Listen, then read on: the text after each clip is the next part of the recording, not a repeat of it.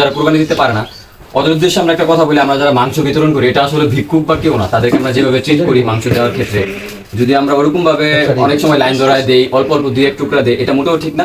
তার হকটা তার যতটুকু আমাদেরকে আদায় করে দিতে হবে। আমরা যারা কুরবানি দিতেছি বা দিছি, আমাদের প্রতি ওদের একটা হক আছে, যদি তাদের হকটা আমরা আদায় করতে না পারি তাহলে আমাদের কুরবানি আল্লাহ তাআলা কবুল করবে না।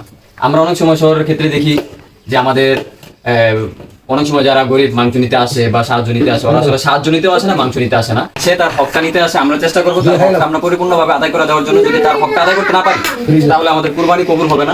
সবাই খুব এগুলোর দিকে সিন্ডিকেট, আমরা অনেক সময় মনে করি যে সিরিয়ালে দাঁড়া করা এক দুই টুকরা করে দেয়, অনেক সময় ছাদ থেকে এটা ফালাই, তো আসলে ওরা কোনো ভিক্ষুক না। আমরা যেভাবে ওদের কাছ থেকে এগুলো দেই এটা মোটেও উচিত না। ওদেরকে আমরা আসলে ইসলামে যেটা নিয়ম আছে তার হকটা তার আমরা পরিপূর্ণভাবে আদায় করে দিতে হবে। যদি তার হকটা আমরা পরিপূর্ণভাবে আদায় করে দিতে পারি তাহলে আমাদের কুরবানিটা পরিপূর্ণভাবে আল্লাহ তাআলা কবুল করবে। আমরা এগুলো বিষয়ে সবাই খেয়াল রাখবো, কারণ যারা মাংস নিতে আসে ওরা কিন্তু ভিক্ষুক না বা গরিব না, সে তার হকটা নিতে আসছে। আমাদের উচিত ছিল তার বাসায় যে জিনিসগুলো পৌঁছে দেওয়ার জন্য। যদি আমরা তার বাসায় যে জিনিসগুলো পৌঁছে দিতে না পারি, সেই যেহেতু আপনার বাসায় আসছে, অবশ্যই তার সম্মানের সাথে তার হকটাকে তারা বুঝিয়ে দিতে হবে। সবাই এগুলো জিনিস খেয়াল রাখবেন। সবাই ভালো থাকবেন, সুস্থ থাকবেন।